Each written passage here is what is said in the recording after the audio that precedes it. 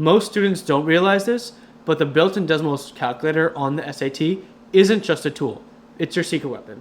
If you know how to use it right, it can save you time, boost your accuracy, and even help you solve questions that you might have skipped otherwise.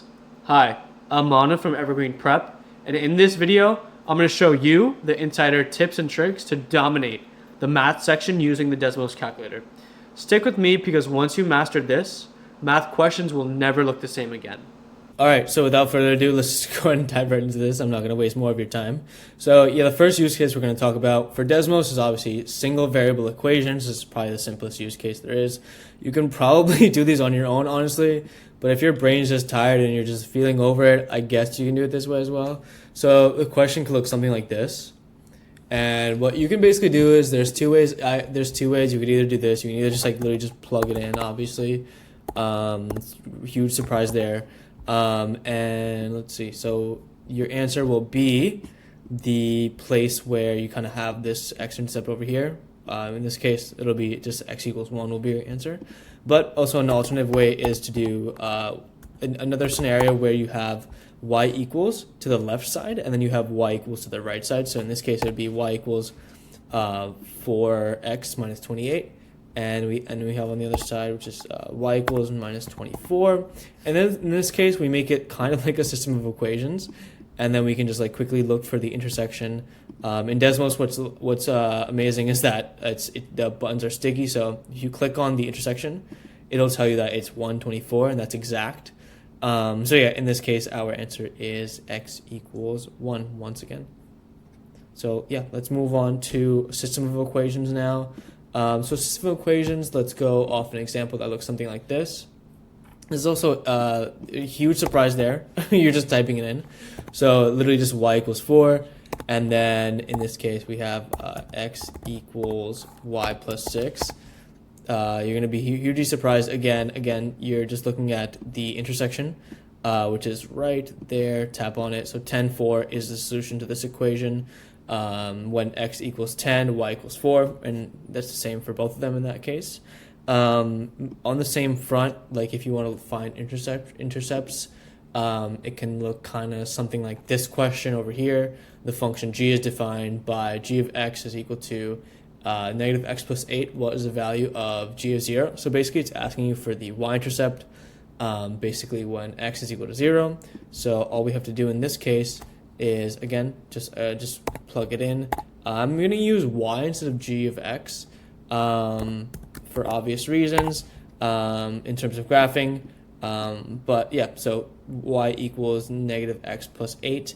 And the intercepts are also sticky in the graph. So you can see right there, it's simply 8, 0, yeah, which is the x-intercept. And then we're actually looking for the y in this case.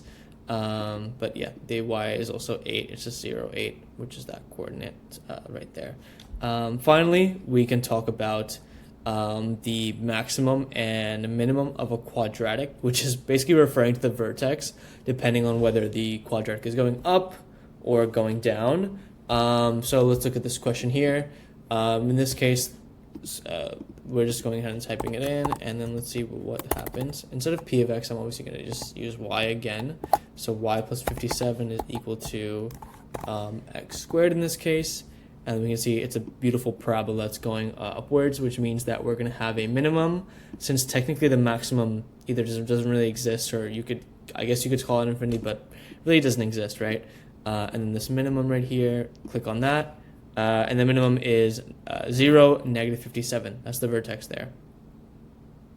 Real quick, guys, before I hop into the rest of the tips super quickly, if you guys did want to work with us full-time for your SAT, our website here is Evergreen Prep. We've gotten tons of great results, and we've worked with over 100 students at this point. So yeah, you guys should give it a shot if it's something you're looking for. I know SAT tutoring isn't the easiest thing to do, and it really helps to have a coach by your side, as well as like it's obviously it's completely possible to do this completely on your own. But I think having a coach really helps a lot. The best people really have coaches. If you think about the best bodybuilders, best chess prodigies, or best athletes out there. So there's no reason, don't feel bad if you feel like, having a coach would definitely help you be more accountable. It's completely one-on-one, and we use an online platform that has tons of questions for you to do as well. All right, let's go back to the video now. Okay, so now we're back. Let's talk about inequalities real quick. The SAT will usually ask inequalities in terms of an equation or equation, and they'll basically say, is this a solution of this equation, right? So, or does it kind of belong within this system of inequalities, right? So in this case, we have this question here. Y is less than or equal to x, and y is less than or equal to negative x. So they're asking which of the following ordered pairs, x, y, is a solution to the system of inequalities above. So quickly, what we're going to do is type them in, and the way you put in less than or equal to is basically just have less than, and I'm also hitting an equal sign on my computer here, which changes it to a less than or equal to. So less than or equal to x, and then we have a, as you can see already, it's shading the area that it's included in that. It is a solid line, which shows you that the solid line is included in that as well. If we have just less than, you can see it becomes a dotted line, which means that everything that's beyond the line into the shaded region is a solution. But in this case, we're including the line as well. And then our other one is y is less than or equal to negative x. So basically we have our shaded regions there. You can also change these colors, I think. Oh, I guess not, but yeah, you can change these colors, and you can see they kind of overlap in this middle portion here. So next, just trying to test those points out, what we can do is like hit plus and add the table. And let's put in all those points that they were talking about. So they were saying 1, 0 might be it, negative 1, 0 might be it, who knows, 0, 1, and finally we have 0, negative 1, right? Okay, so you can see this, obviously all these points are being plotted with these purple dots.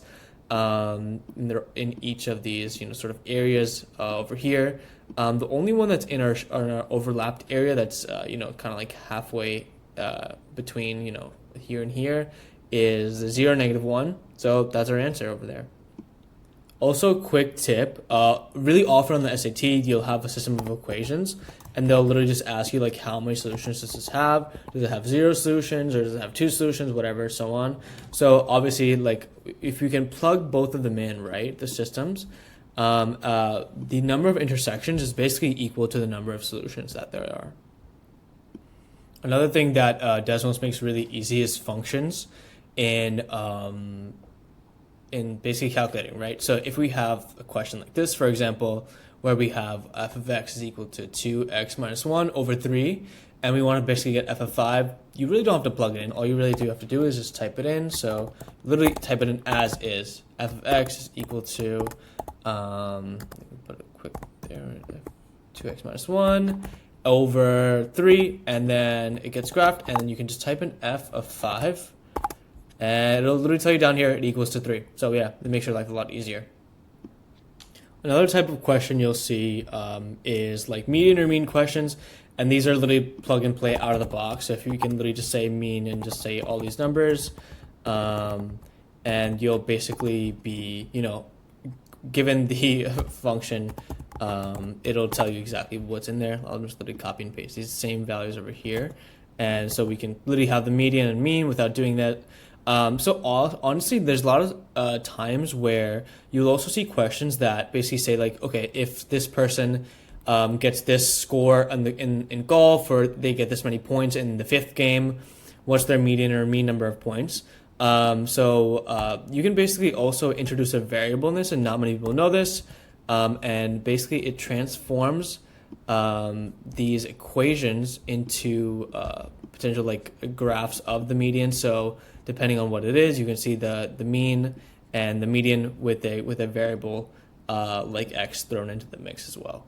And yeah, basically those are the most hard-hitting ones you should know. There's honestly like a lot of small tricks with the calculator. So if you guys want to see those, let me know. It would get a lot more deeper into the Desmos lore, but it would literally cover everything. But yeah, these are the hard-hitting ones that you need to know to solve 90% of the questions on the SAT that can be solved with the calculator like Desmos. So again, thanks guys for tuning in. And if you guys are looking for more SAT help, again, tune into Evergreen Prep. and hit us up for a consultation, and we can chat there. Thanks.